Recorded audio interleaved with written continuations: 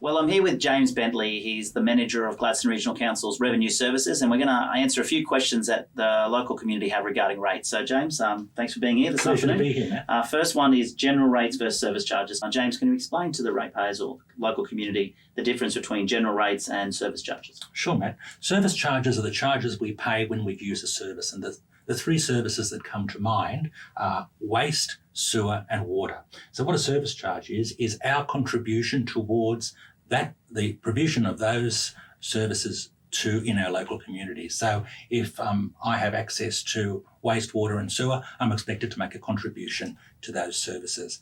General rates, on the other hand, are the charges that council levies on the community for the provision of income for council's general operating expenses. All the other services that council provides. It's a big pot that council uses to spend money according to the community's wishes. All right, so lots of people, I always hear this argument over the years of rates time is, I've got a property in Brisbane and my rates are cheaper in Brisbane. Can you explain to community why that is? When you look at rates and comparisons between different local government areas, you have to really compare apples with apples. Now, Brisbane has over 400,000 dwellings, residences. Gladstone has about 22,000 places where people live. It really is a function of size. We're 10,000 square kilometres. Brisbane's 1,300. We've got a huge network of roads, right from Rosedale all the way up to Mount Larkham and beyond. So we have to really do a lot, make our dollars go a lot further, and we've only got a smaller population. So that's why we don't have the same size, but we have to provide the same level of service. Can you talk about how people can get a discount and how many days they have to get the discount, and also a bit about how they can get a concession? Yes. Well, this should come from New South Wales, where hardly anyone gets a discount. So it's great to be up here when actually see a local government that's providing a discount. So what you do is, provided you pay your rates in full by the discount due date, which is normally 60 days after the notice is issued. So we will issue our notice in the middle of August. So by the middle of October, if you pay those rates in full, you'll get a 10% discount on the whole thing, except the emergency management levy, which is a Queensland government charge, and your water consumption. So all the service charges we spoke of, the rates charge, 10% discount, provided you pay by middle of October, 60 days afterwards. Okay, one question which I sort of touched on before was concessions. What concessions are available? The good news is that Council provides substantial concessions to pensioners, and we encourage pensioners to contact us to make sure and inquire about their eligibility. In terms of the pensioner concession, there are three requirements, and they're all pretty straightforward, really. You have to own the place, you have to live there as your principal residence, and you have to have a pensioner concession card issued by Centrelink or a gold card issued by DBA, Department of Veterans Affairs.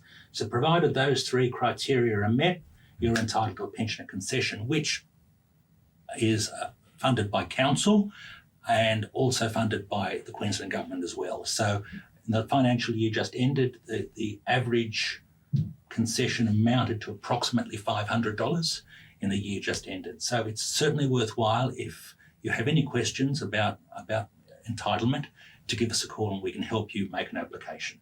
Okay, final question. If someone's having a hard time paying their rates out, what can we do to help them? Call us first and we'll help you. We'll help discuss a payment plan so you'll be able to avoid any interest payments. We'll be able to help you with any hardship relief if you're facing genuinely difficult circumstances, perhaps even get you in touch with a financial counsellor for free to help you through your situation. So what we can do going forward, if you plan, is you can make provision to pay a certain amount every week or every fortnight or every month, so that you might not be able to get the discount, but at least you'll be able to pay your rates in full by the end of the year. So please, it's very hard sometimes when you're in trouble, but just give us a call and we'll do all we can to help you. So thank you. Thanks, James. Thanks very much, mate.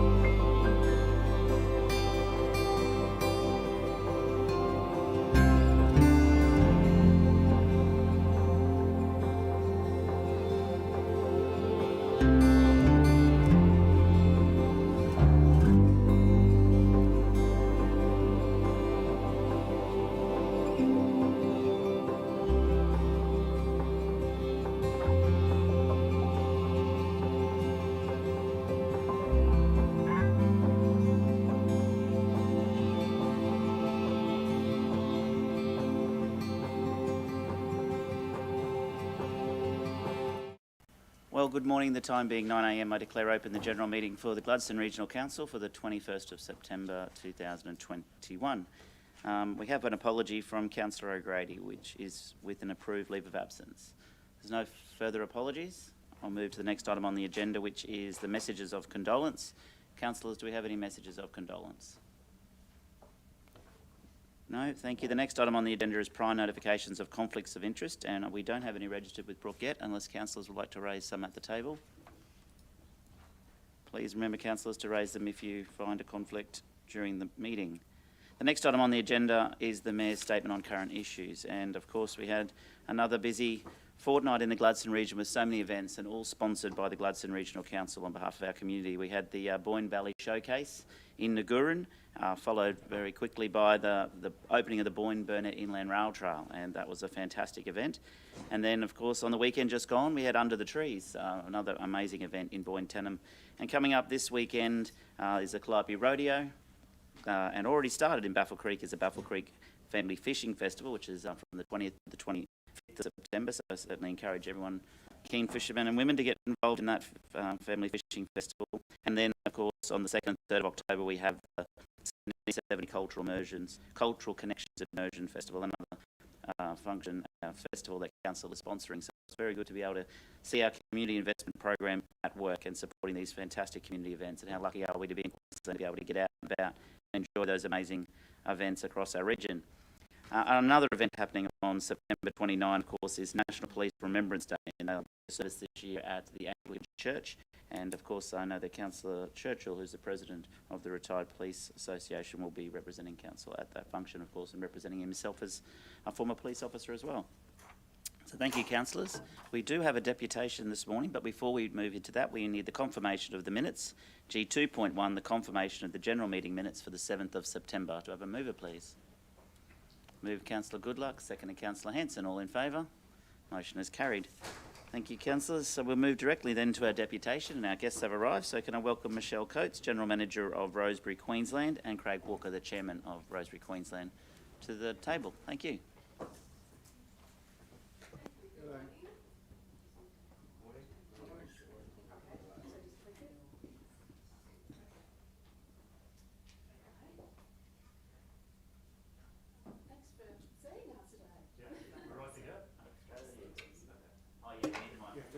Oh, sorry. Yeah, so we're not, this morning is a deputation, so we're not asking council for anything, so that's always a good thing. It's really an informal, particularly around... Sorry, no live stream. Not that boss again. We want to hear it twice. I might want to change my mind midstream. Yeah.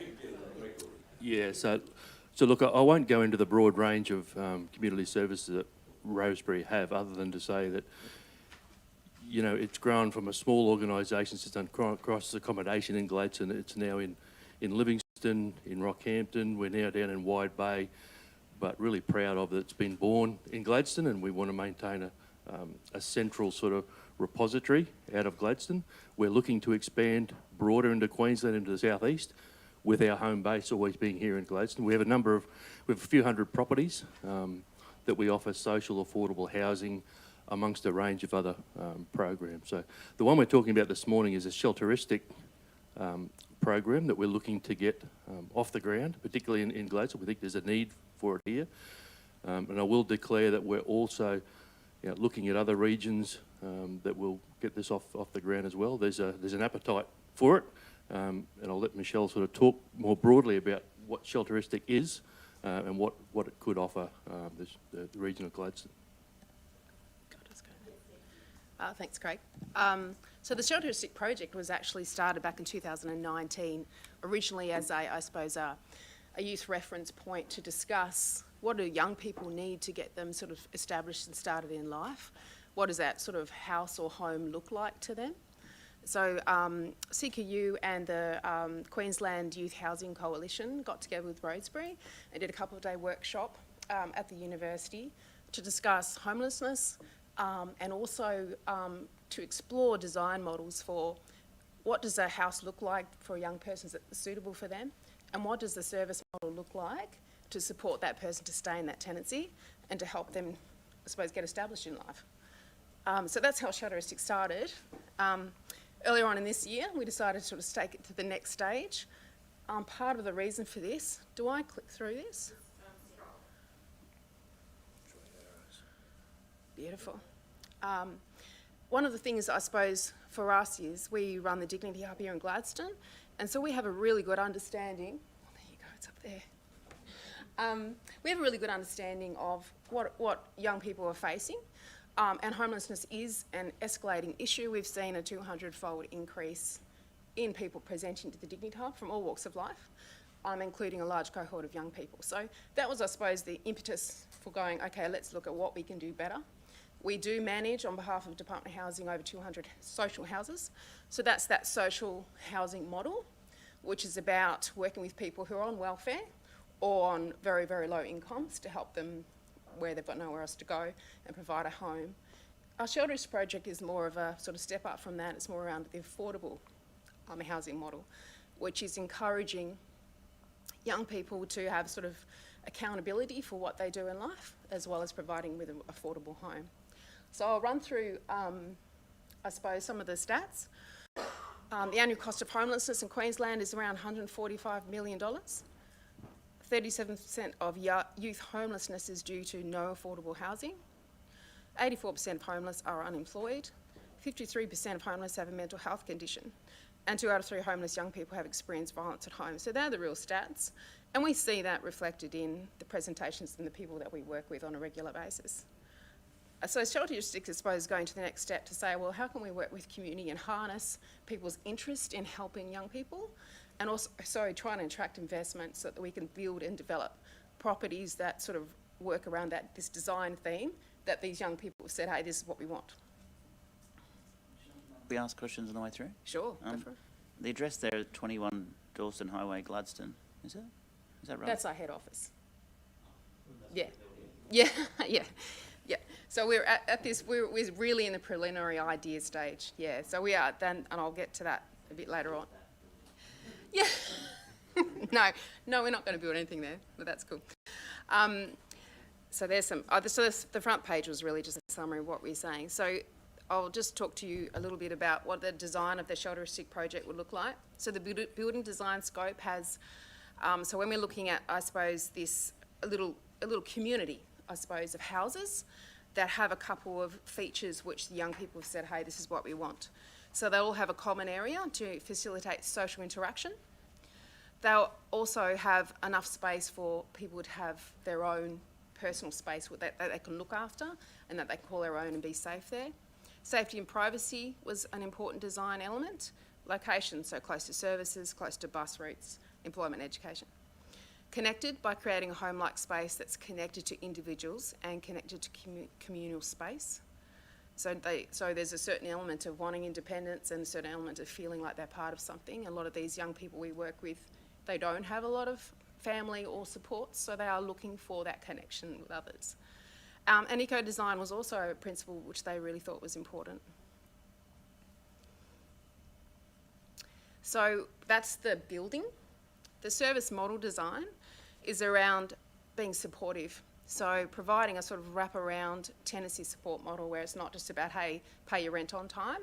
It's much more than that. It's providing affordable rent, but also providing wraparound service, similar to what we do now through some of our housing programs, which is we call wraparound or supported accommodation support. So that's things like helping people overcome barriers in life, getting them access to mental health services, what other services, getting connected with training and education. So the whole wraparound support model.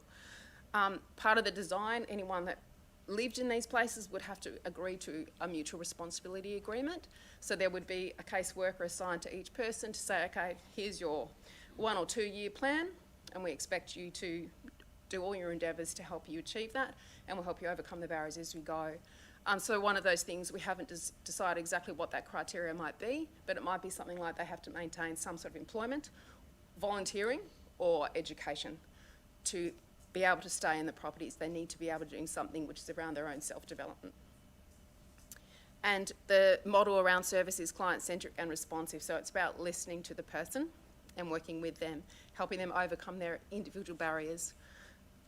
So that's really the service model design that Rosebery would provide as a manager of that building.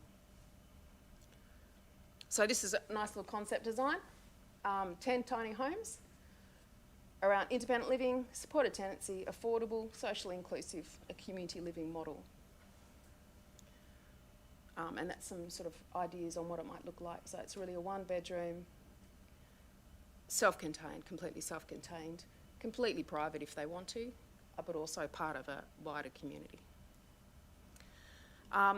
And I suppose the thing from my end is that Rosebery, we are a community-led organisation. We want to make sure everything we do is collaborative. So we want to have partners, and that's with business leaders, with other not-for-profits, with other organisations around town, and individuals who might want to be a part of this. And there's many ways about doing it. I mean, I'm currently talking to a landowner here who's interested in building something according to our specifications, and we manage it. So that's an example. We're providing more homes, but someone else has decided to put the investment in. So there's a whole lot of little hybrid models to get this done.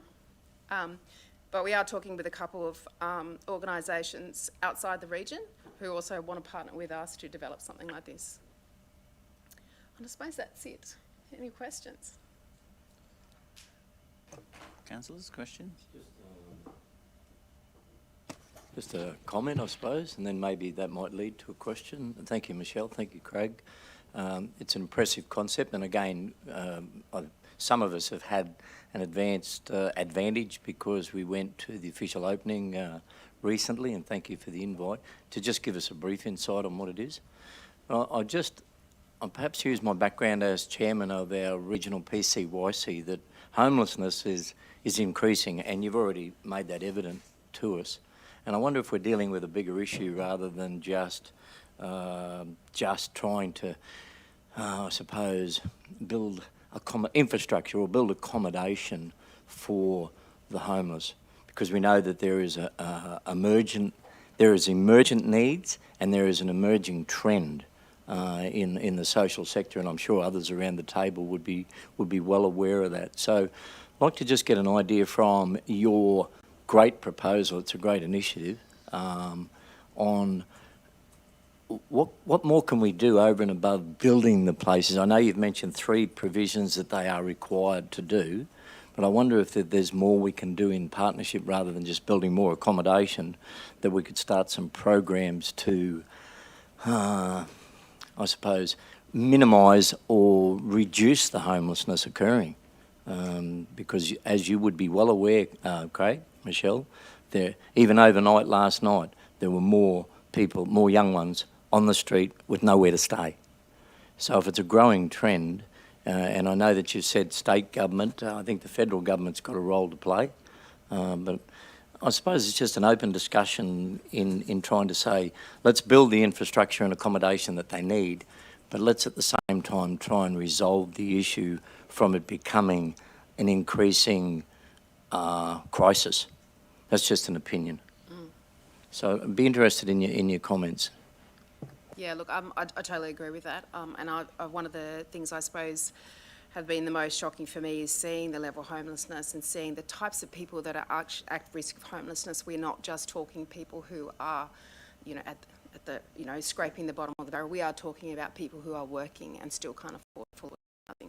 So we're seeing a bigger, broader scope of people who are facing homelessness, not just a small, a typical person, I suppose.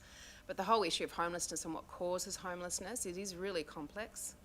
A lot of it stems from, particularly with young people, is that they don't feel safe at home.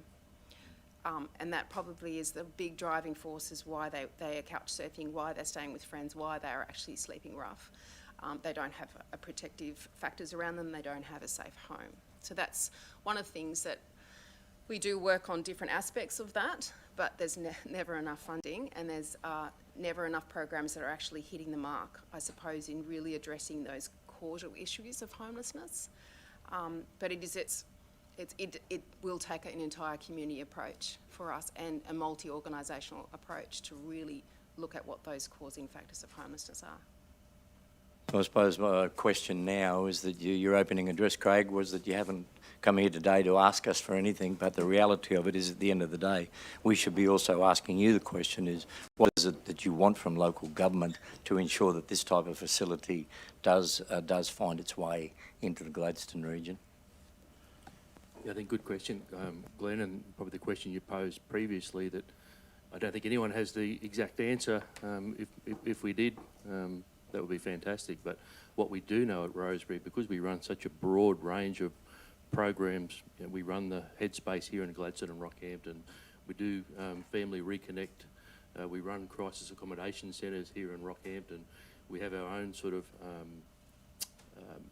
infrastructure and housing portfolio that we're managing, as well as a number of other sort of psychological and all sorts of other matters, that we're not just dealing here with people who are financially challenged.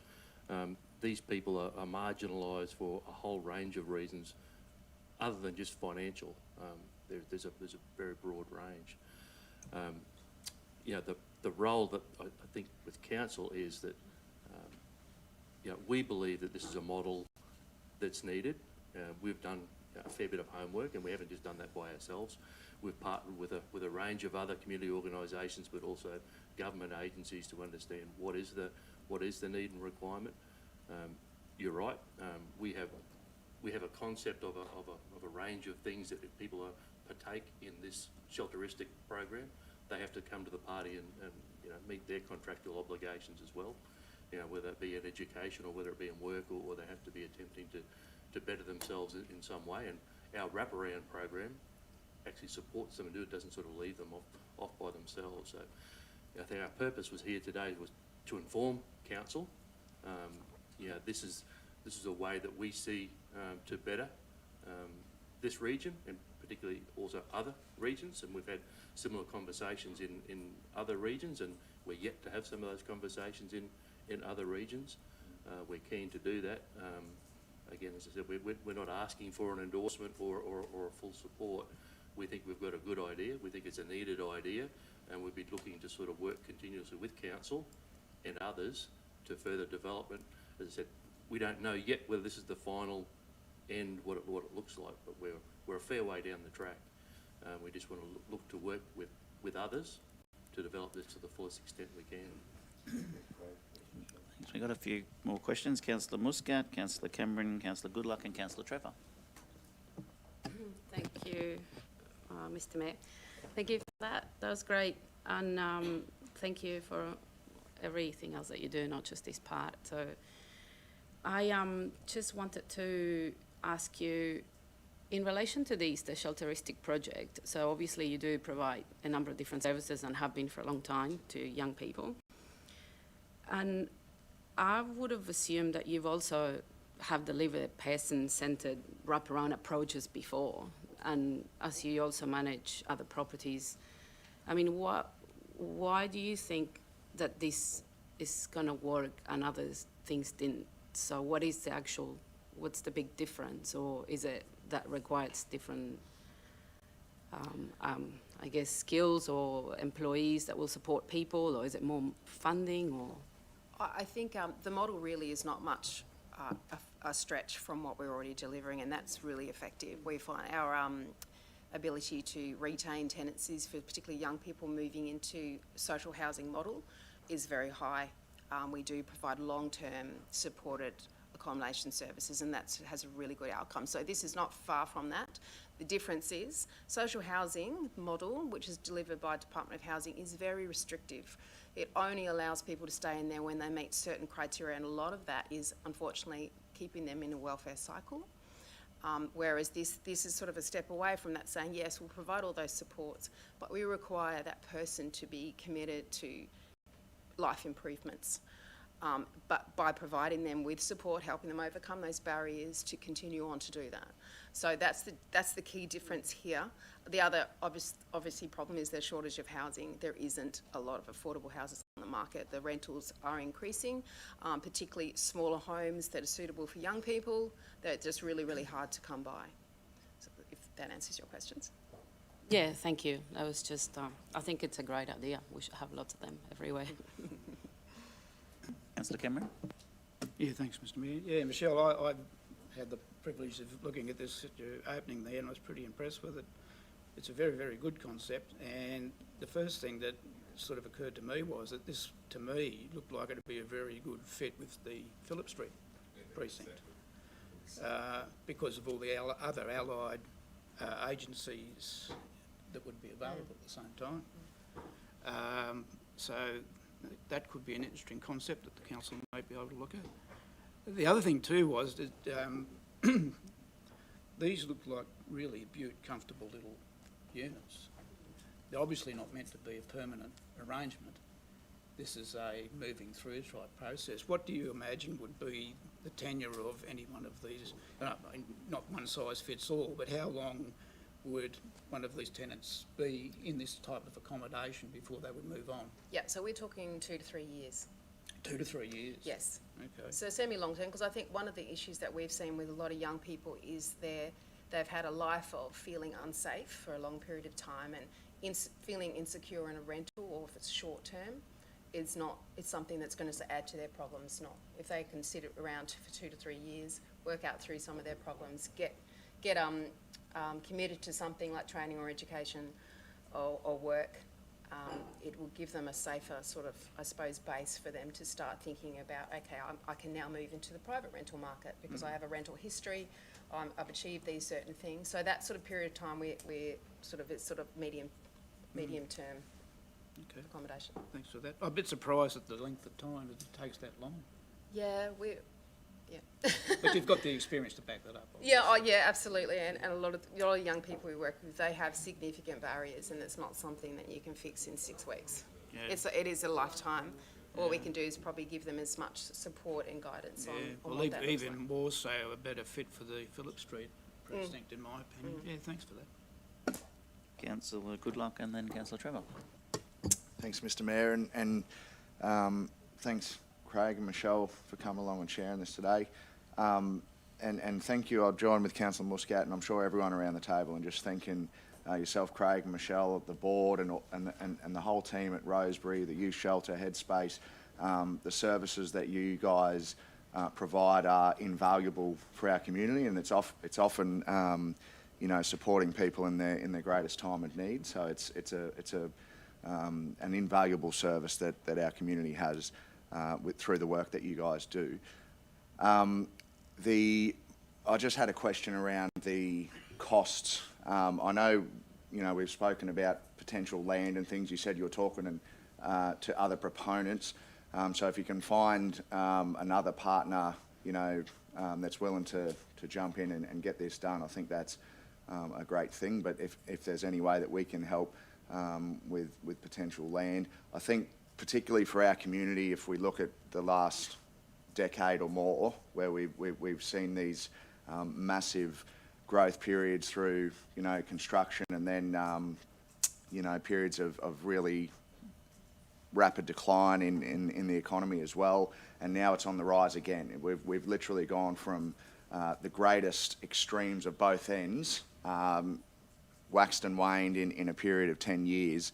And so, and there's always winners and losers in a community in that scenario, and I'm not sure if I would imagine that exacerbates some of the issues that you guys deal with, particularly in Gladstone. So I think this is a really critical project for Gladstone and the people that are in need here, and definitely, I think council would be happy to support wherever we can.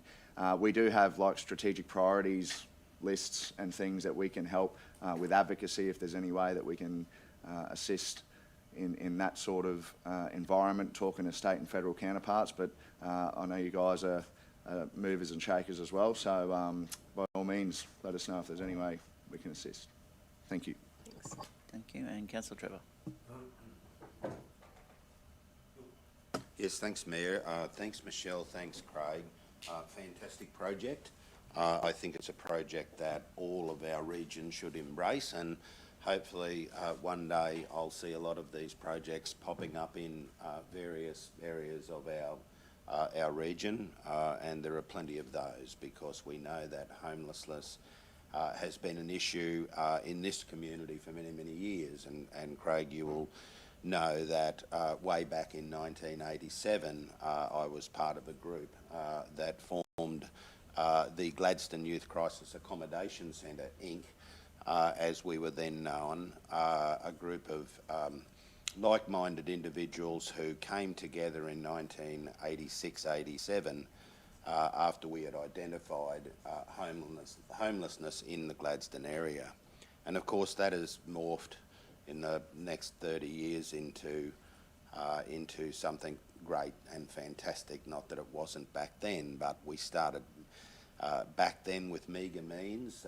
We acquired one old Queenslander opposite the Anglican Church, and we were housing back in 1987 up to 6 homeless children in that old Queenslander all those years ago. So it's a sense of deja vu for me today, and a sense of feeling very proud of the achievements that yourself and your committee have done over the years since I've left the organisation. But it always holds a special place in my heart, having been one of the inaugural members of the committee that was formed way back then in 1987. But yes, I think as a council, yes, I think as a government we should embrace this. Yes, as I think as a community we should embrace it. It's not all about beers and skittles in this community. There are a lot of people that fall through the cracks, and we know that. And we're now on the precipice of a new era when it comes to a massive expansion of industrial development in this community.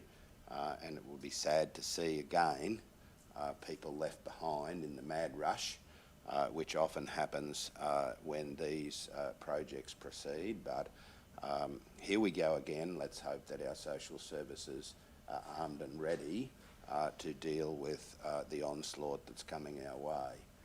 But thank you for the presentation. Thank you for your commitment to this community. Thank you for a fantastic project being promoted.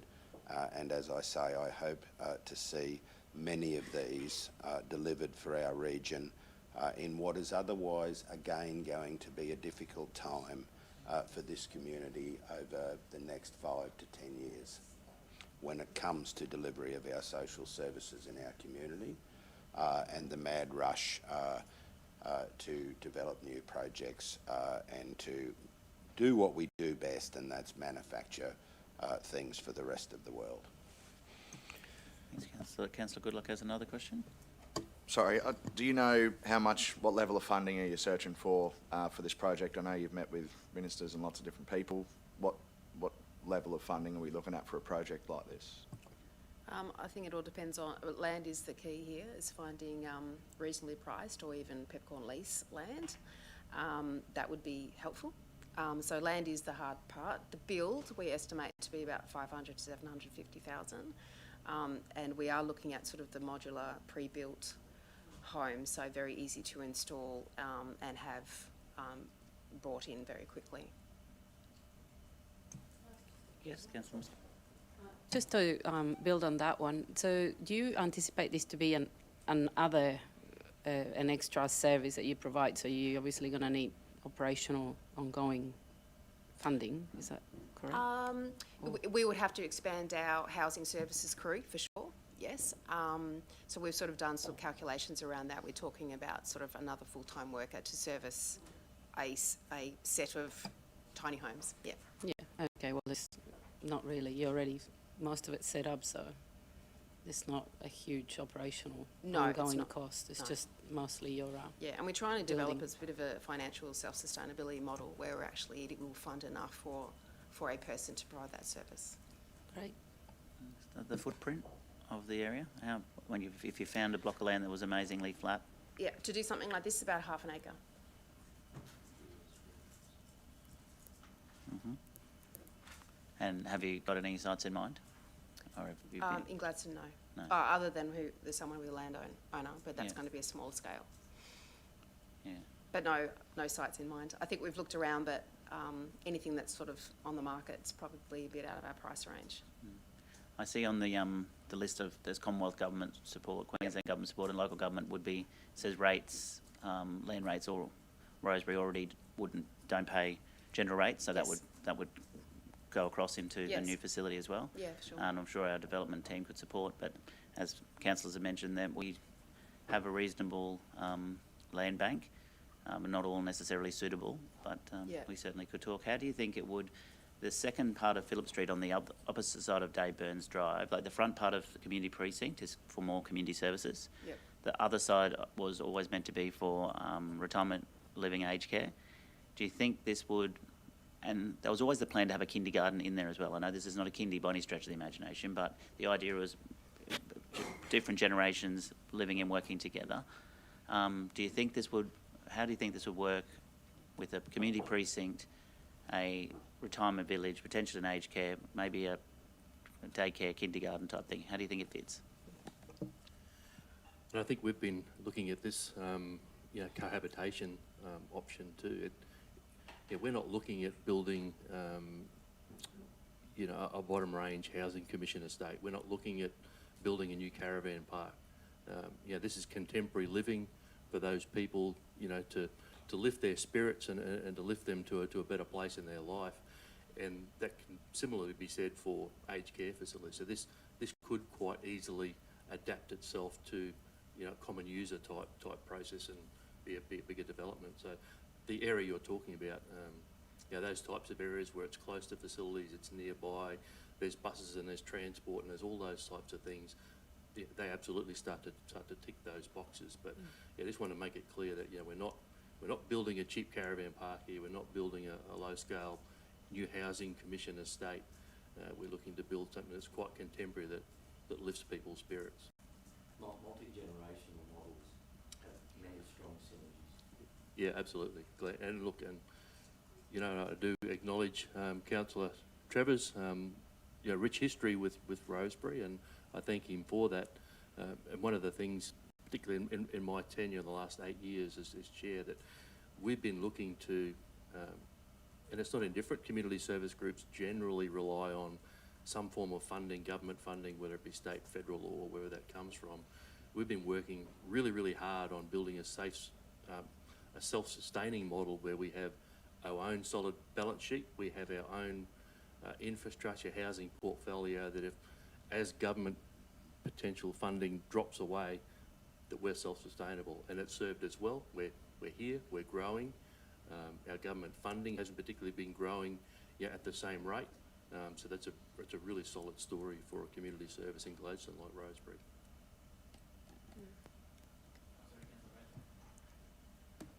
Yeah, thanks, Mr. Mayor.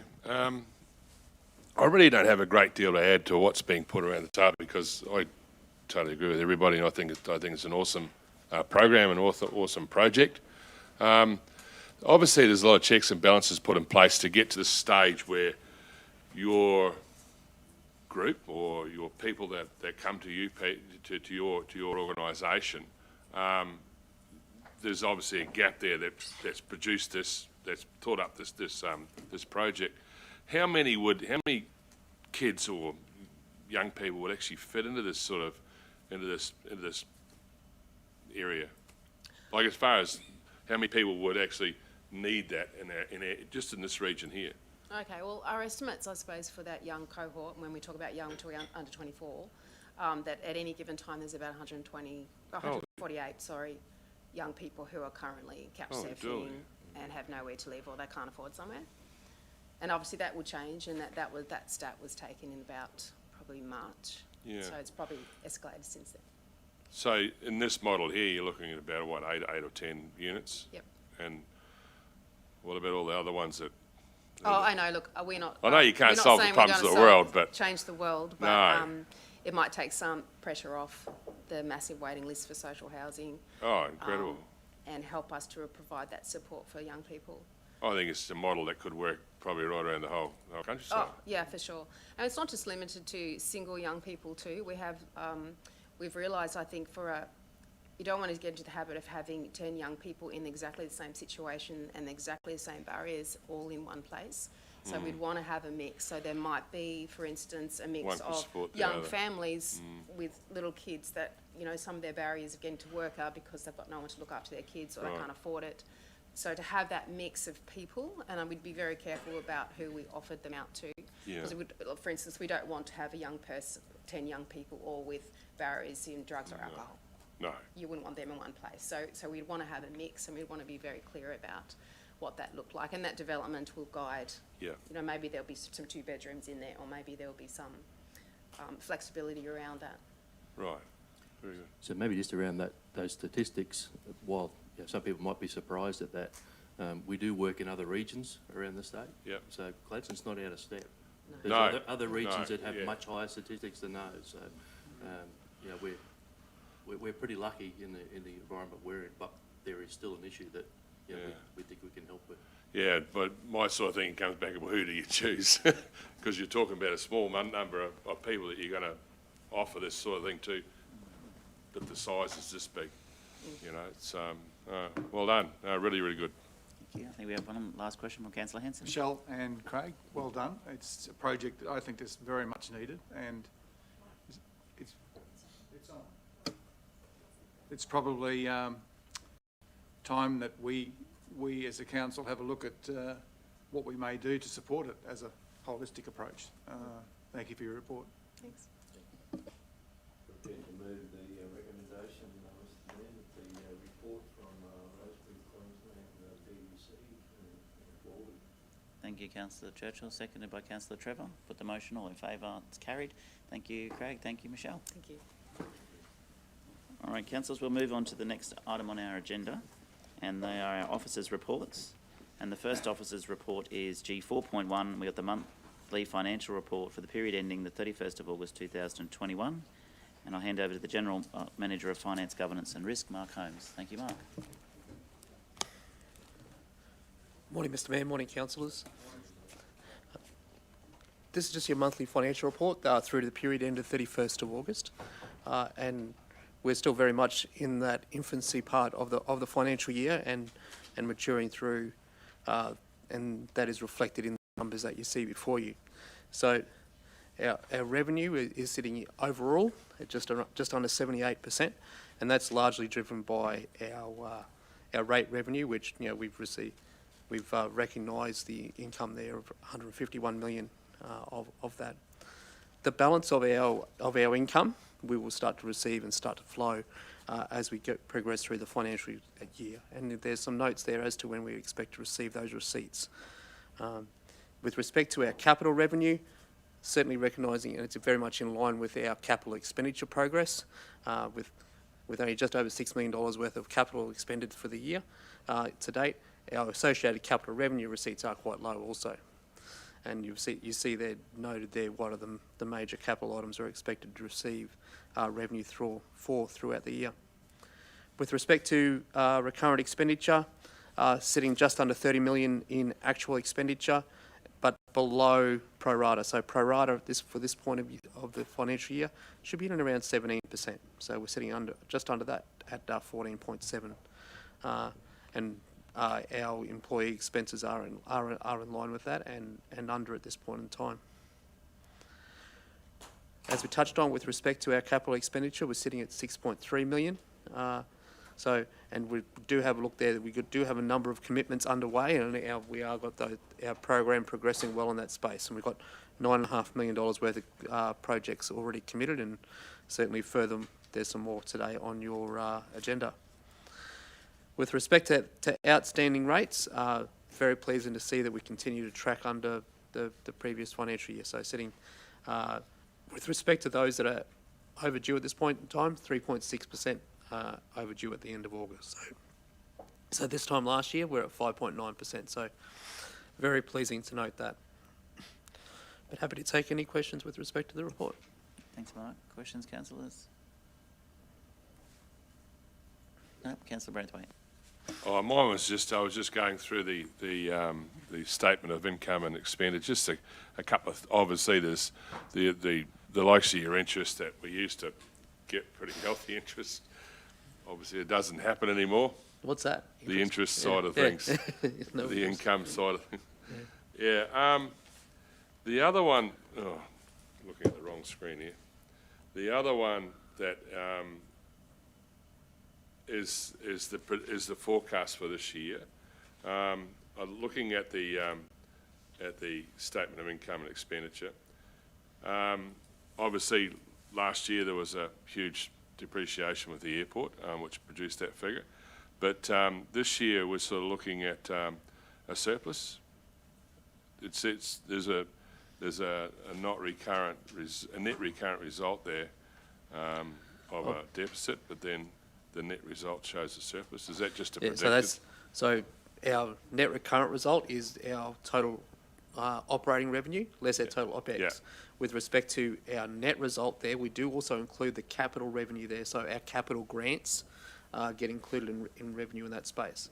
So our net recurrent result there is that just under 900,000 in deficit at the moment, and hopefully we can turn that around as we progress through the year.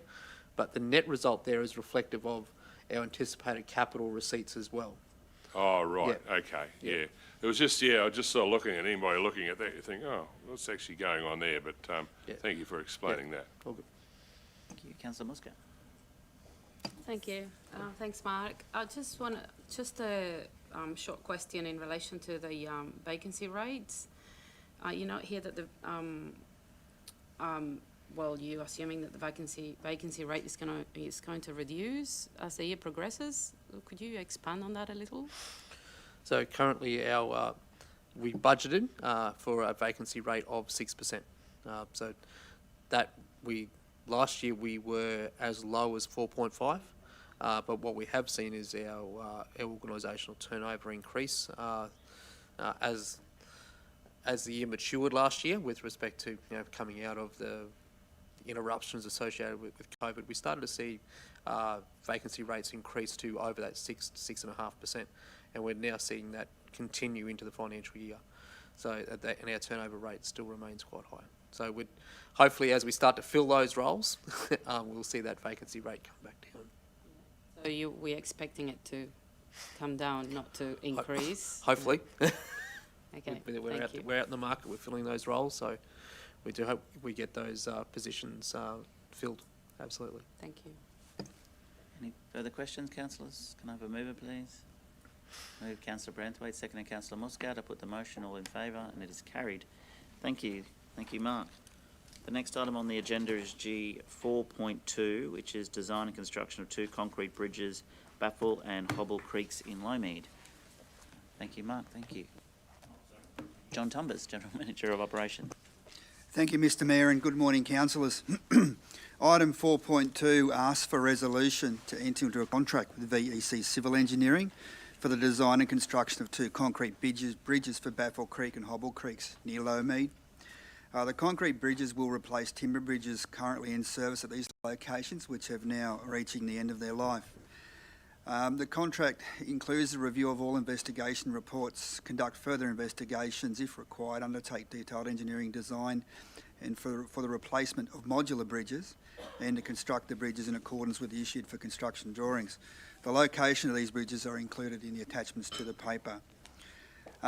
Council has planned for allowing traffic access via detours that will be in place for the duration of construction, and those detours are also illustrated in the attachments.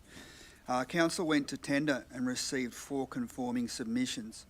Following the evaluation process, the submission from VEC Civil scored highest overall, with an excellent detail and providing examples of similar quality projects of similar scale and nature.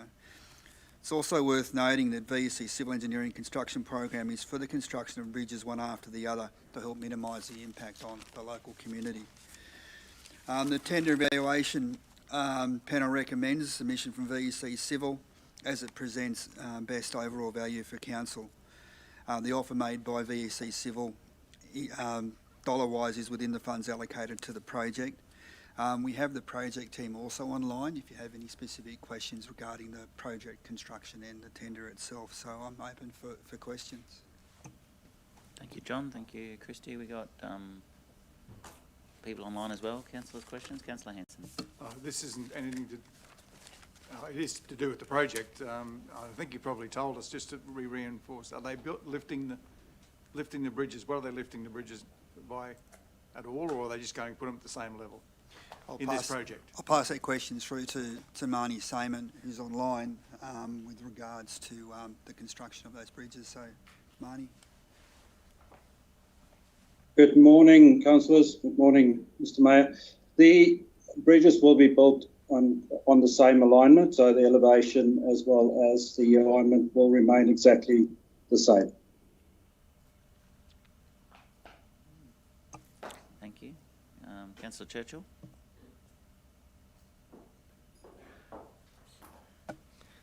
Yeah, thanks for that, Mayor Matt. This is probably more an operational one than anything, in light of your information that says that the contract will be awarded in September. So obviously it's still September. We're nearly at the end of September. So I would imagine, depending on their decision today, that contract will be awarded fairly promptly. And having heard a forecast yesterday indicating that it was very likely that we're going to get 70 or 80% more rain than anticipated as we enter into the wet season, my question is probably just more pointed at when do we expect it to start, and when, if all goes well and Mother Nature is kind to us, when do we expect to have both bridges completed? Marnie, can you give us an overview of the construction schedule? Yes, so because this is a design and construct package, the first phase will be the design, and that'll take approximately 3 months to design both bridges. Then we'll go through our procurement process up until end of March. So the idea at this stage is to commence site mobilisation at approximately mid-March, mid to end March, and then construction of the Hobble Creek Bridge, the smaller bridge, to commence in mid-April and to be completed by mid-May. And then we'll move to the Baffle Creek Bridge that will commence in mid-May and then be completed currently for 7th of July next year. So that takes us out of the rain season and reduces the risk around the wet season. Yeah, no, terrific. Yeah, no, appreciate that. Thank you. Any further questions, councillors? Councillor Cameron? Yes, thanks. Just looking at the photograph here of the Baffle Creek Bridge, how flood-prone is that crossing there? Because if there was ever an opportunity to raise a bridge, that looked like there would be one there. Has that been considered? Yeah, I might pass that question to either Marnie or Thomas in terms of flood modelling on that bridge. Maybe that's a question for Thomas.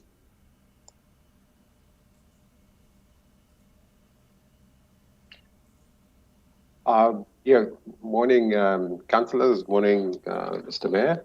So in relation to whether we raise the bridges or not, the thing is that area is really flood prone. So for you to get any meaningful flood alleviation, you'd have to raise the bridges very substantially. So that's why we're just maintaining them at the same level.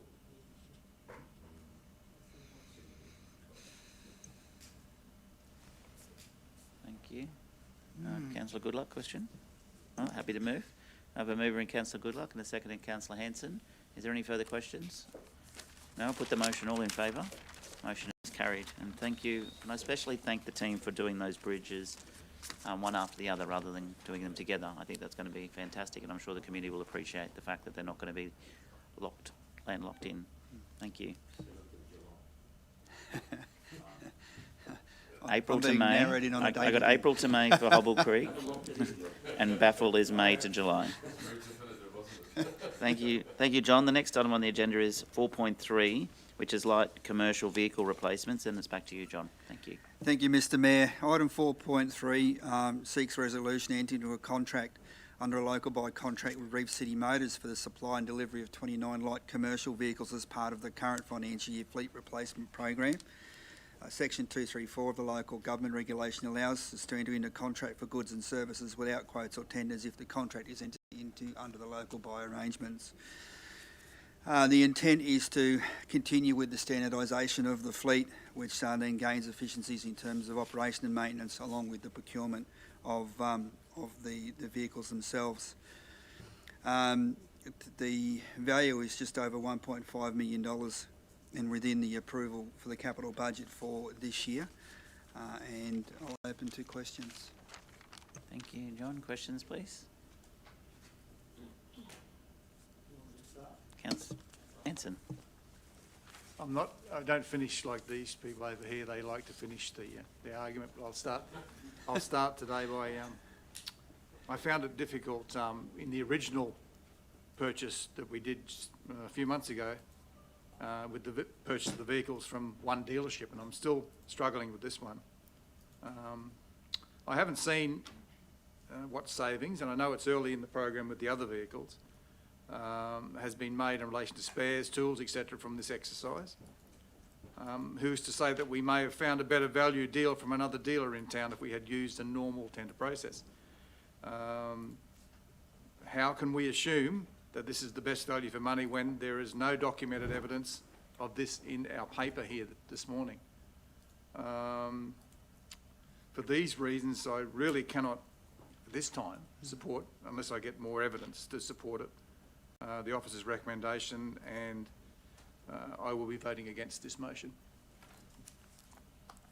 Thank you, Councillor Hanson. Further questions or comments, councillors, please? Councillor Goodluck. Well, I was wondering, are you in a position to provide some context around Councillor Hanson's commentary there, John, or? In terms of supplying accurate data, we would need to come back to council. In terms of standardising the fleet itself and the savings in terms of having one model and operability, I think that's a given, but I appreciate that you'd like to see some information to support that, so we could do that. Alternatively, we could go to tender, but that then eats into the efficiency of actually not requiring to go to tender for an item of equipment that's standard within council. They're the options. I take on board Councillor Hanson's legitimate views there, Mr. Mayor, but I do think that also having one model of vehicle, and you've got it noted there, vehicle familiarisation of workshop staff and operators. I know, having worked on sites before, you jump in a different vehicle and it's got a totally different operating system. There's potential for mishaps and incidents.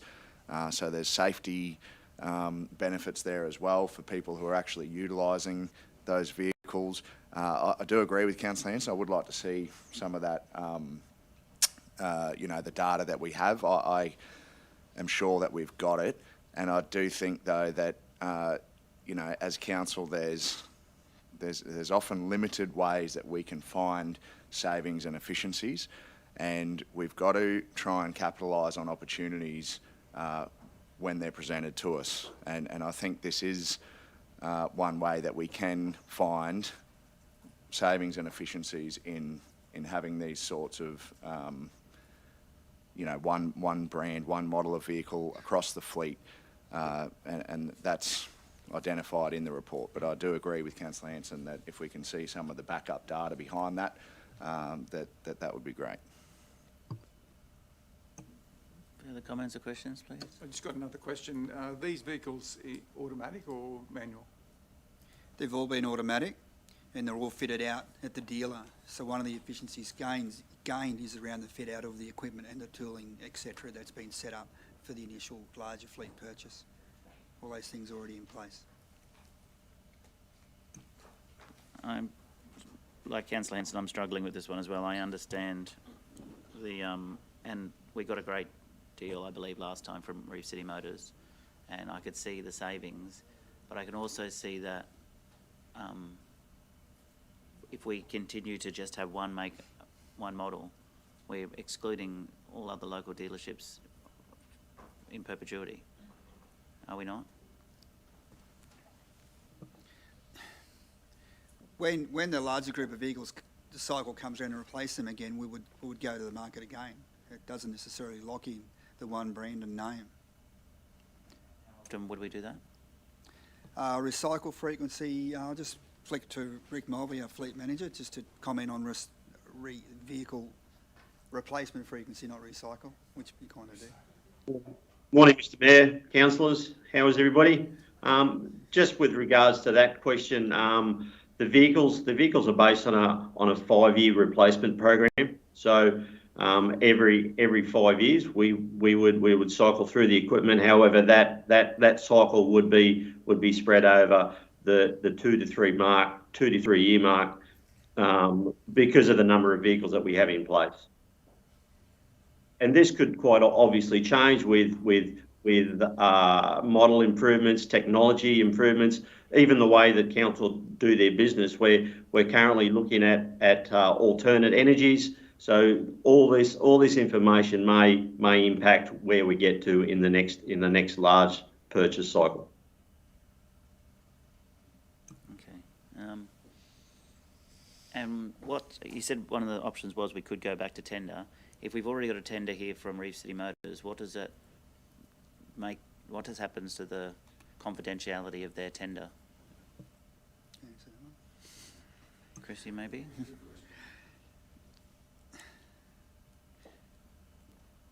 It wouldn't be an ideal approach because, yes, we have already received pricing from Reef City for this supply, so it would be, we would struggle to have a competitive process. Well, that makes it even harder, doesn't it? Well, if we're going to receive, like if I support this today in its current form, how can we make sure, is it option? How do I go about, do I add an amendment to it that for the next time we get to see a tender? Because I don't want to be put in a position where I'm feeling maybe at Councillor Hanson, and I'm not sure about other councillors that are thinking the same. We're almost have to take this tender, because if we don't and we go back out to tender, we're going to breach the confidentiality of the current tender that we've got and make it unviable. I just feel like I'm in a rock and a hard place, and I'm not in. Yeah, Councillor. Oh, sorry. Mr. Mayor, I was going to suggest if Council would like visibility of our procurement strategy prior to commencing, that's something we could bring to Council before the next procurement exercise to explain what we're looking to do, to see if there's any particular preferences Council want to let us know about at that time. Could perhaps be the strategy, the procurement strategy for fleet purchases. So it's up to Council whether you want to resolve something like that, but we would be comfortable with bringing that to you to get your guidance before we commence, to not put you in this situation if there's some level of discomfort with the strategy. Strategy might be supported by the majority of councillors, I don't know, but I'm still struggling with the fact that there's a number of motor dealers in Gladstone, and we will exclude them today, like we did last time, if we accept the recommendation. And if we keep going along this path, we will always have a recommendation with the current provider, which will then forever exclude them. So, and the current provider, I believe, is doing a great job, right? Don't get me wrong. But anyway, Councillor Goodluck, did you have another question? Thanks, Mr. Mayor. I understand, the points, but we've really got sort of two options from my perspective as council with regards to our fleet replacement. We can take an approach where we spread the vehicles across all the different dealerships and try and share the love, that's a valid approach if that's what council wants to do. And then we've got a whole different bunch of vehicles, different parts, and all the points that we have set out in the documents. We were recommended in the previous tender. There was an open tender, so every dealership had the opportunity to put in and win the tender. It was a competitive tender. We chose Reef City Ford based on the fact, on the points outlined in this report and the previous tender around the savings and efficiencies that can be made. And that's an approach, that's the other approach that we can take as a council. And as I said before, there's not that many opportunities that come before us where we can make these sorts of savings and efficiencies. So if we decide to go on the other approach, we can do that. But we decided in the last tender that this was the approach that we're going to take. And, so I bought into that approach. I want to see it work. I do think that in that 5 to 7 years' time, when the next, replacement happens, I fully expect that we'll go to tender again, and every dealership will have the opportunity to tender on that fleet replacement. And it may well be the case that another dealership has a better model with better technology, as Rick mentioned, and we might replace the fleet with another model, and then we can replace all the parts and supplies at the same time, and we still have those savings and efficiencies for our ratepayers. So I'm happy to support this approach today from council. Notwithstanding, as council has mentioned, I would like to see some of that data and that procurement strategy so that we can validate some of the assumption or the data that we've got. But I'm fairly confident that we'll see those statistics in that information when it comes through. I'm happy to move the recommendation, Mr. Mayor. Thank you. I have a mover in Councillor Goodluck. Do I have a seconder, please? Second in Councillor Cameron. Is there any? Thank you. Councillor Churchill has a question. Or? Just a comment on that, and I appreciate exactly where Councillor Khan's coming from. When we go to have a look at that procurement policy or what you've just indicated there before, can we just ensure that we have an understanding that we don't have an anti-competitive strategy in amongst? I'm not suggesting that today, but we just need to make sure that we don't become anti-competitive in the procurement policy as a strategy. That's just a comment. Because it's not only us, everybody will be watching this particular decision. Thank you. Any further? Councillor Hanson. With respect to Councillor Goodluck, I agree in part, but it's not about sharing the love with dealerships. It's about a proper tender process. And I know we've gone through this, the original one. This is another whole area of process. It's a different item that we're looking at here. It's not the other item. It's not the one we've previously looked at. Although you're saying that keeping the same vehicles is easy to maintain, whatever. They're automatics. Everybody should be able to drive an automatic. That's why I asked that before. Yeah. That shouldn't be a problem. It's a different item, and I haven't got the information that I need to make a decision to go ahead with this motion. So, yes, I'll still be voting against it. Councillor Goodluck, did you want to? It's not around automatics or manuals. It's the operating systems. It's whether the indicators on the left side or the right side, the windscreen wipers, the driving, the operating systems. They're different between different models. The same brand of vehicles, whether they're light commercial, whether they're utes, whether they're vans, they're generally very similar in the operating systems that they have throughout the models. And you've worked in industry, Councillor Hanson. You know when you jump out of one vehicle in another, you're in a particular vehicle all week, and then you jump into another one, and you're sort of on autopilot, and that just it's not like people are going to go and crash and burn, because they jump in a different vehicle with a different operating system. But it does increase your margin for error, which increases potential for safety and damage and that sort of thing. It's just a passing comment, Councillor. Didn't mean to go into all that deep crevice that you've just gone into. Mine was just a passing comment, Councillor. Thank you. Is that your last comment? I think that's all he's got, isn't it? That's he's fine. had two. He's had enough. Councillor Muscat, yes, please. Sorry, I'm just trying to, I guess, get my head around this. So because I see both sides of the argument. Honestly, whether they're automatics or the indicators are in one side or another, I'm probably looking more at the availability of services and spare parts and all those things that you just sort of got to deal with one person instead of a million different people. So now I just so we only approach one supplier based on the fact that we had awarded them a contract in 2020. Is that correct?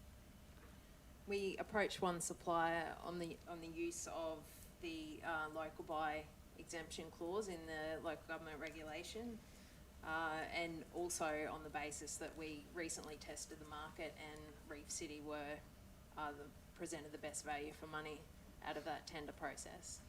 So you tested the market, you looked at different potential suppliers, and then you approached this one to give you pricing. The market wasn't approached in this process because we made use of the local buy exemption clause, but we did test the market for the last 106 vehicles that we purchased last year. Okay, so you did it last year. Yep. Okay. So it's not like there was no process and we just decided to just go with one supplier because we just like them, or I don't know. Yeah, that's correct. Okay, thank you. I do understand the concerns anyway, as in why we're not approaching someone else. But I mean, there was some sort of testing of the market at the time. If I may, Mr Mayor, what I'm picking up is there's some lack of clarity about the strategy we have adopted, so I think that is important to bring back to Council to have further discussions on what it means, not just for that initial tender, but moving forward. So perhaps if John and Christy could arrange that for us for an information session, that would help to answer some of the questions that have been raised today and some of the data that's being sought. Thanks. Any further questions before I put the motion? Okay, I have a mover in Councillor Goodluck and a second in Councillor Cameron that the recommendation of the officers be accepted. I put the motion. All in favour? Those against? Motion is carried. Thank you. Put the motion. May I call a division on that, Mr Mayor? Yep, I'll put the motion again. All in favour? For the minutes show that Councillor Goodluck, Councillor Branthwaite, Councillor Trevor, Councillor Cameron, Councillor Muscat and Councillor Churchill are in favour. Is that right, Councillor Muscat? You're in favour? Yes, thank you. And those against, Councillor Hanson and myself. Thank you. We'll move to the next item on the agenda.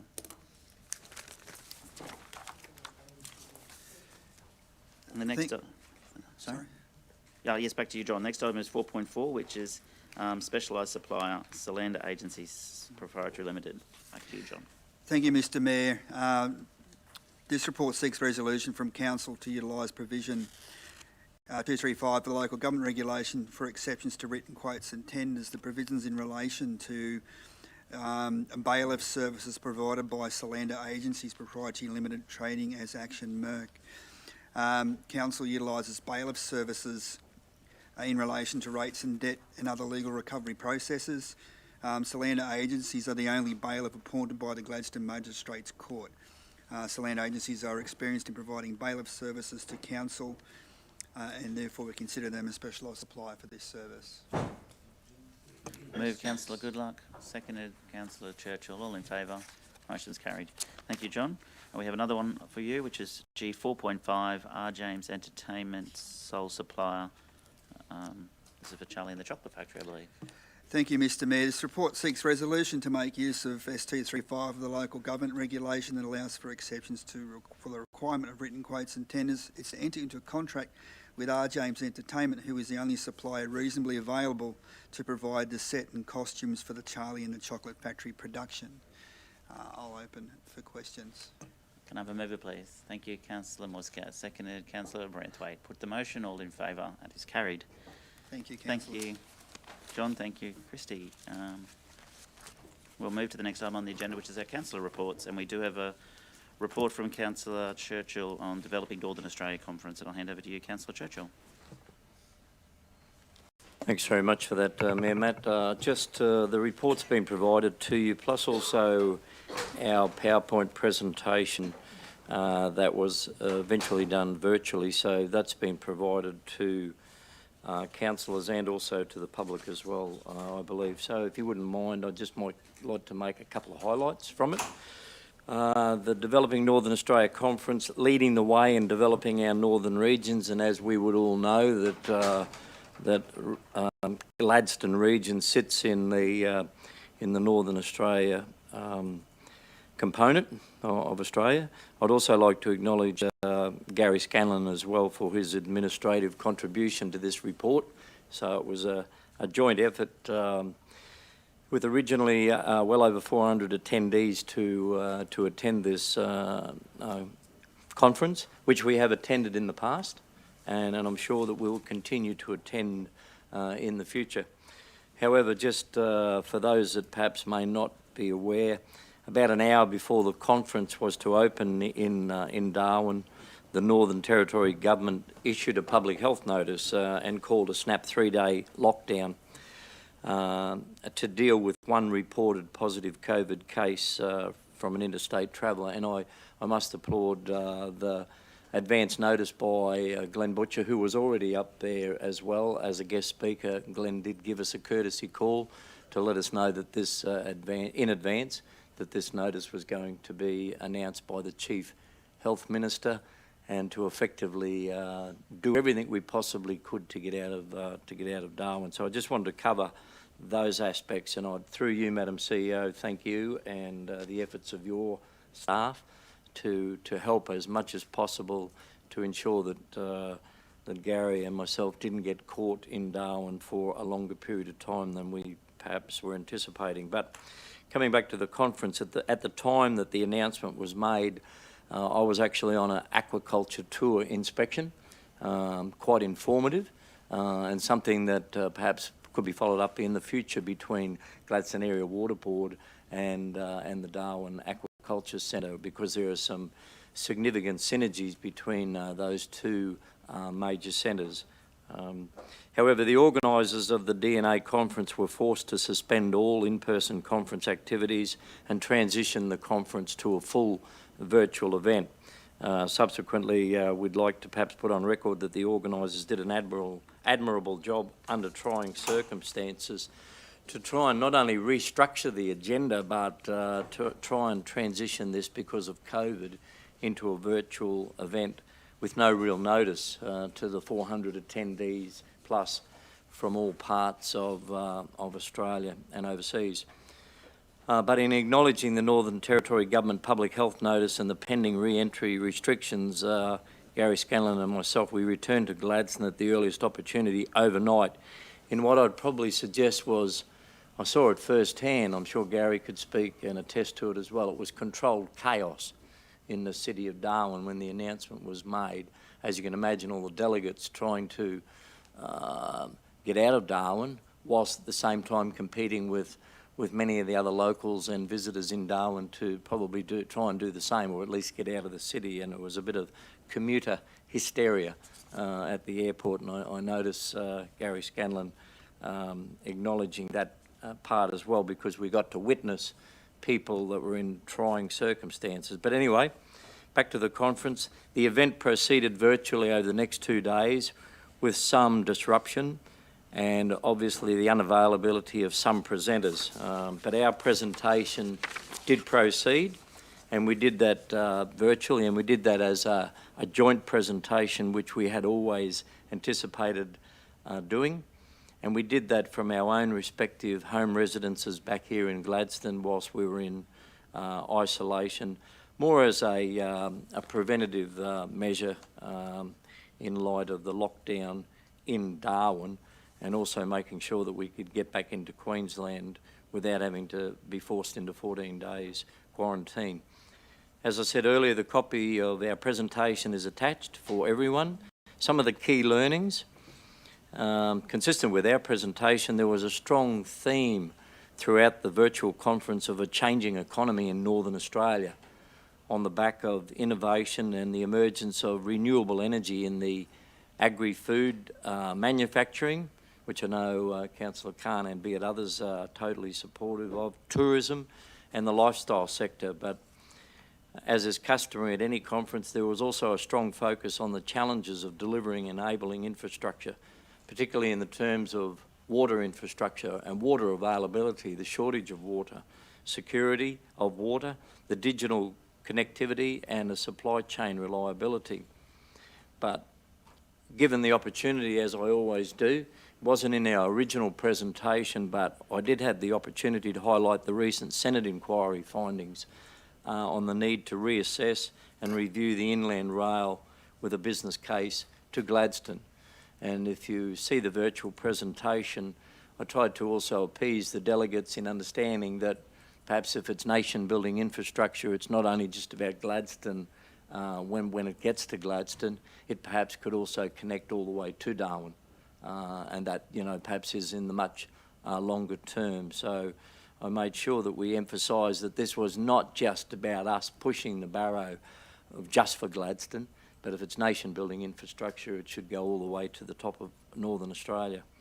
I suppose in summing up, a couple of key points here, whilst it perhaps was unfortunate that we didn't get the full benefit of the in-person attendance, as many of you, if not all of you, would know that there's nothing better than the person-to-person, not only at the conference, but outside the conference, where you get up and pick up ideas and you share innovative thoughts. but the presentations highlighted and reinforced that there is an evolving economic and social transition that is occurring in the nation right now, and it's not restricted to the population centres of Australia, you know, the Brisbane, Sydney, Melbourne, but there is a commonality that the regions and the remote communities of Northern Australia are now becoming an attraction, perhaps a magnet, or a target area for people to get out of the major inner cities and come into the regional areas. In summing up, the next conference is in Queensland, I believe. Mackay, I'm getting a nod from Gary, which will be in Mackay. So I would just simply make a reference today that perhaps we should bid for a future conference in Gladstone in its cycle of movement around Northern Australia. And we should bid for that future conference on the basis to ensure that it's understood that Gladstone region definitely does sit in the future development of Northern Australia. So I'd like to ask if, through you, Mayor Matt, if someone would be prepared to move my report, mine and Gary Scanlon, but with your chair, if Gary Scanlon wanted to make any comment as the economic development specialist, that's all.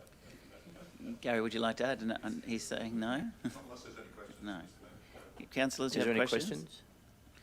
Councillor Church. I'm sorry. Hard ones go to Gary. I just wanted to make a comment that I agree with both of you wholeheartedly in relation to this positional shift in relation to the regionalisation of Australia and the great difficulties that local government, state and federal government are going to face whilst this transition of our economy and lifestyle happens.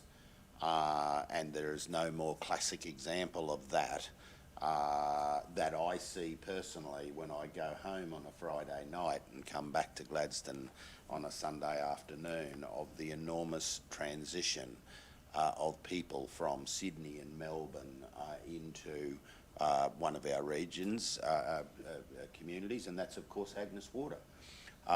You know, a classic example yesterday was I caught up with the Youth Council meeting in 1770. I left home 15 minutes early and arrived 10 minutes late simply because I was unable to find a car park in 1770. As this transition... Do you think we need to build a car park there? I think it's going to have to be a double-storey car park, Mayor. Because by the time we build it, we'll probably have to build another one. But that's the sense of urgency is now staring at us with both barrels. And it won't only happen in Agnes Water, it'll happen in Tannum Sands. It's happening in Gladstone already.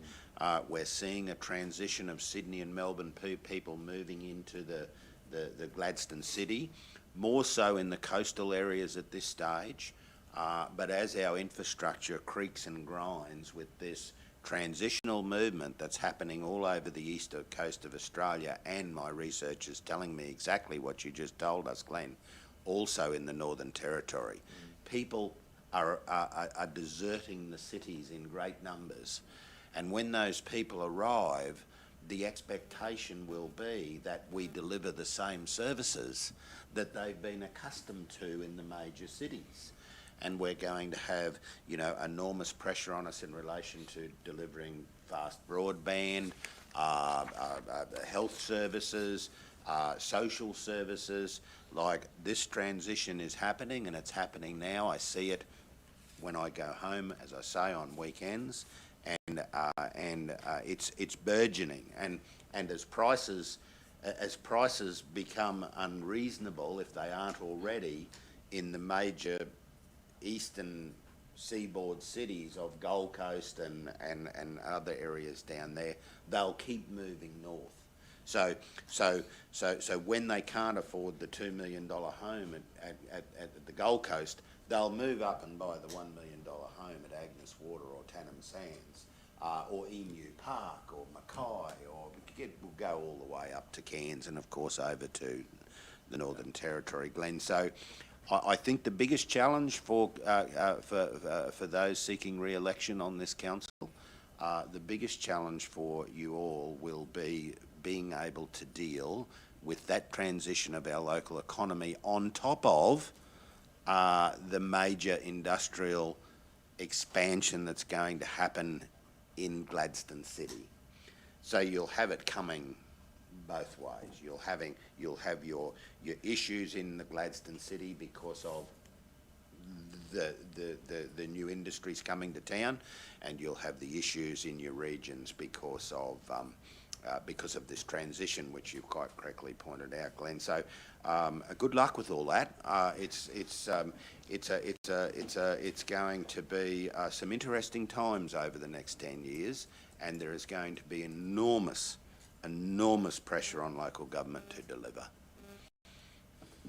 There is. Any Any comments, Gary? Because effectively, as the economic development specialist, one of the, and you are right, Councillor Trevor, there's absolutely no doubt about it, but when we talk about economic development, when we talk about industrial development, when we talk about progress and we talk about growth, we talk about impacts, the impacts on the community, and as has been made reference in our joint report here, the strong focus will be on the challenges of delivering the enabling infrastructure and the enabling services. If we don't have it, you've got to have it, because the people will come first. The egg and chicken, horse and cart, call it whatever you like, but they will come with the expectation that we can deliver. And that's going to be the challenge.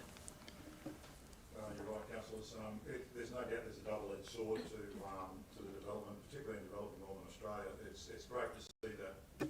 It's great to see that population move to the north and populating the north and giving that centre of development and that critical mass to the north. But it's a double-edged sword, and there's no doubt there's a double-edged sword about it.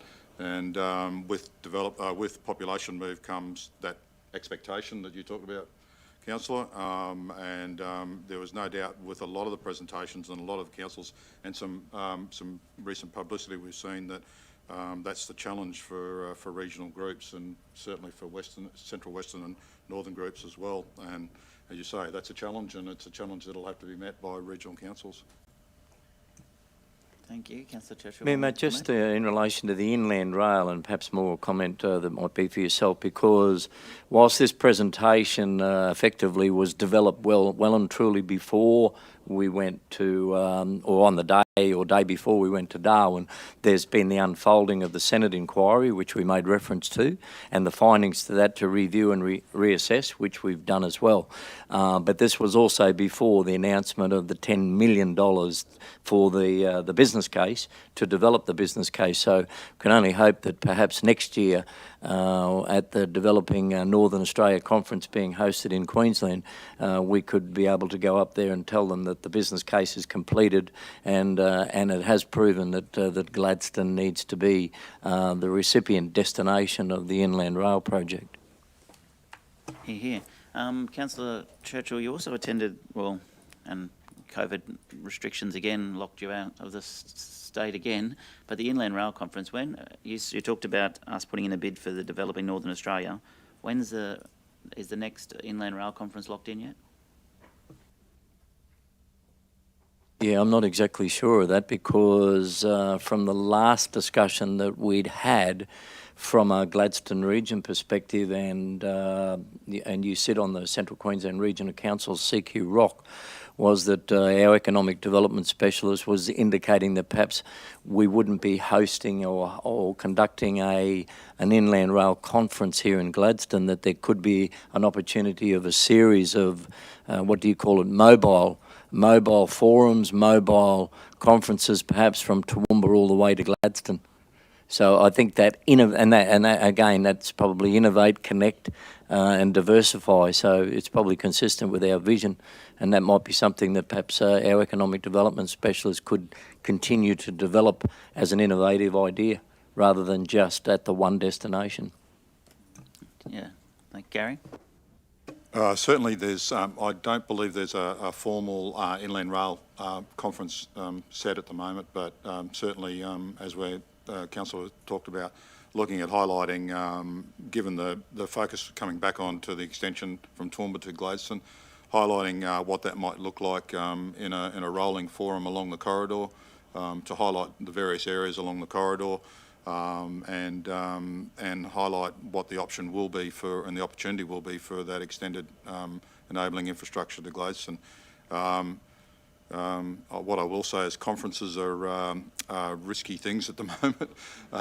So, yes, particularly if I'm attending with Councillor Churchill. But we'll look at that in the new year. We're doing some planning in the new year and looking to involve the other regions and follow that corridor, just to highlight what the corridor looks like and what the opportunity is. Thank you, Gary. All right, you have another comment, Councillor Trevor? I just didn't want to make one comment before I forget in relation to the inland rail, and as the former mayor of Banana Shire, Glenn, and as myself as the federal member who represented the Lower Surat many years ago, as part of the inland rail project, I see an enormous opportunity to uplift people out of poverty in that southern area, in that North Burnett, South Burnett, Lower Surat area. I often called it, when I represented that area, the land that time forgot, because it's a piece of our community that governments just seem to forget. And I just wanted to make comment that in assessing our business case, in talking to the politicians, and you will in years to come, I think it's critically important for them not to miss this opportunity to uplift these people in the southern part of that Toowoomba to Gladstone area, because as I say, it's an area that is often forgotten, and I think there's enormous opportunity for people at Cherbourg, for people at Woorabinda, to people at Biloela, to people at Monto, all through the Idesville area down there. There's just that enormous opportunity, if there's focus on it early, to bring those people along with us and take them along with the journey, our journey, that will lead to an uplifting of their community spirit, and also provide them with long-term sustainable jobs, whether it be in the construction phase or in the management phase. And we should never miss that opportunity. We should never miss that opportunity. Glenn, you've represented them, I've represented them.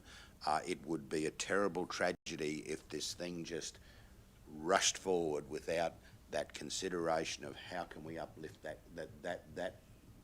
that part of Australia that so desperately needs uplifting, Mayor.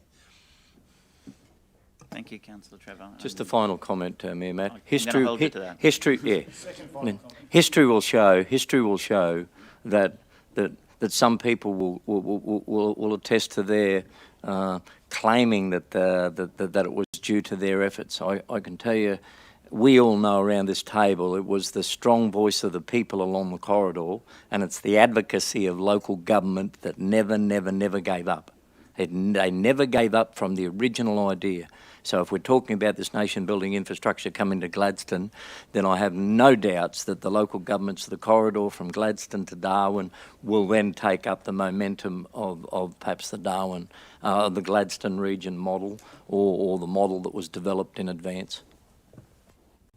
Okay, councillors, we have a recommendation that we receive the report from Councillor Churchill and our Economic Development Specialist. Can I have a mover for that, please? Thank you, Councillor Cameron, seconded Councillor Braithwaite.